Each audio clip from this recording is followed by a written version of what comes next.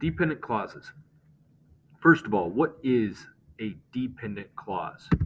Okay, a dependent clause has a subject and a main verb just like an independent clause, but it cannot stand alone as a sentence. Why not? Okay, a dependent clause always begins with a subordinating conjunction which changes the clause into an unfinished thought. So examples of subordinating conjunctions are words like because, when, unless, until, while, though. Dependent clauses depend on independent clauses to complete them. Okay, so examples. Let's say we have Alice laughed, period. That's an independent clause. Alice laughed. Subject, verb, period, makes sense. All right. But let's say we change Alice laughed to when Alice laughed. Well, now we have the same subject, we have the same verb, but now this doesn't work as a sentence, not by itself. We can't just say when Alice laughed, period. We can't say before Alice laughed, period, or while Alice laughed, period, or because Alice laughed, period. None of those make sense on their own. Okay, all of these words in red here. Okay, these subordinate conjunctions. Okay, these subordinating conjunctions, they set the clause up to expect more. Okay, so in other words, we had a finished thought, but now it's not. All right, if I just said Alice laughed, period, boom, finished thought. But when I say when or before or whatever, okay, um, as soon as I add those words, it sets us up to expect more to follow. When Alice laughed, something else happened. Before Alice laughed, something else happened. All right, so these are dependent clauses. When, before, while, because, they're all subordinate conjunctions. They change Alice laughed into an incomplete thought. Okay, and the reason we call these dependent clauses is because they now depend on another thought to come along and finish them off. Now, subordinating conjunctions, they always mark the beginning of a dependent clause, right? And here's your list. Now again, this is not a list that you need to memorize, okay? But what you really just need to realize is that any one of these words, okay, if I stick any one of these words, or in some cases phrases like in as much as or in order that, if I stick any one of these at the beginning of an independent clause, it is no longer an independent clause. Okay? I tack any one of these words at the beginning of an independent clause, I've just made it into a dependent clause. Now, preposition or subordinating conjunction. Okay, certain prepositions like before, after, or as can function as prepositions or as subordinating conjunctions. Okay, so here's the test. It's a subordinating conjunction if a subject and a verb come after it. For example, as the world turns. Okay, world turns, subject, verb. All right, so subject and a verb is coming after the word as.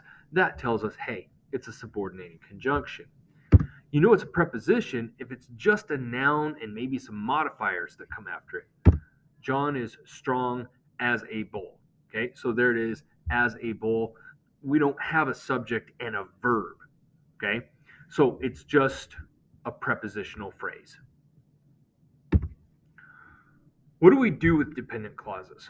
Okay, well, since a dependent clause can never be its own sentence, it needs to be connected to an independent clause in order to make sense. All right, so all of the examples that we looked at before, if we just put periods on those, okay, those become fragments. Okay, so if I just put a period, if I say when Alice laughed and put a period on it, that's a fragment. All right, meaning it's not a sentence that makes sense. Okay, so that's what fragments are. It's the third big mistake in grammar when we have these sentences that aren't really sentences. They're not finished thoughts. Okay, so a fragment is any group of words with a period at the end that doesn't form a complete thought. It could be the case where we write a dependent clause and put a period at the end of it. Maybe what we have is just a big phrase, okay? Or some way, somehow, we're missing a subject or a verb, right? So, what do we do with dependent clauses, right? Situations like this. We have a fragment. What do we do to fix it? Okay, well, we have to attach dependent clauses to independent clauses. So, for example, okay, when Alice laughed, water exploded from her nose. Okay, now notice this in green here, water exploded from her nose. That's an independent clause. That by itself could work as a sentence. It doesn't need when Alice laughed to make sense. On the flip side, though, when Alice laughed, it does need water exploded from her nose in order to finish it off. Okay, that was one example. We could have written, there's a lot of things we could have written to make this make sense. Okay, but the bottom line is we have to have a complete thought to attach to this. Okay, water exploded from her nose because Alice laughed. All right, we can write it the other way too. It can go in the front, it can go in the back. Okay, as long as it's attached, that's the key. Okay, water exploded from her nose when Alice laughed. Because Alice laughed, water exploded from her nose. I can read it the other way as well. Now, here's the point.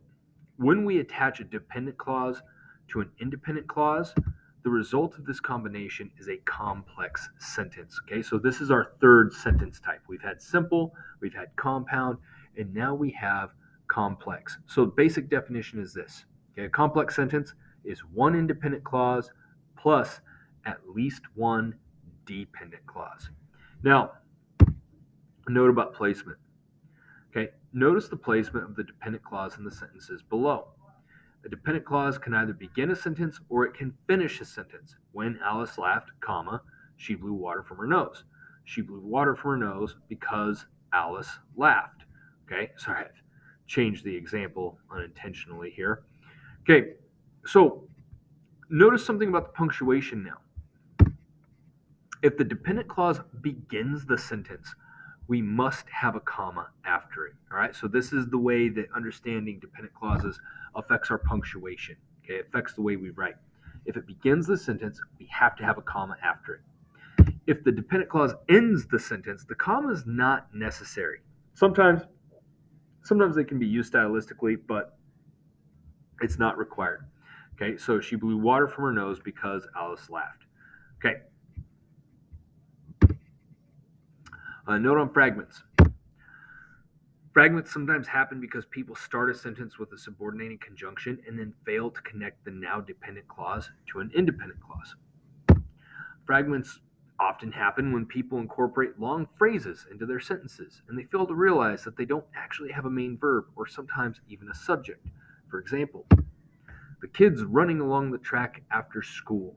Okay, that's a fragment, right? All we have here in the kids running along the track after school is a possible subject.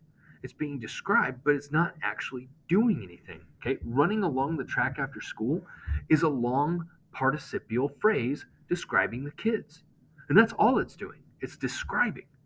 Okay, now you can read this, and a lot of you will think, well, I know what they're trying to say. Okay, yeah. Okay, we all know what they're trying to say here.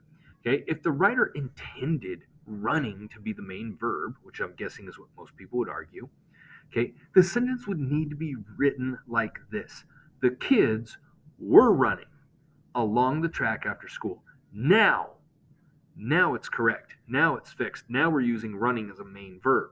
Okay, so this is another way fragments can happen. People use a long phrase, a participial phrase, and that's what gets things kind of screwed up and creates the fragment sentence.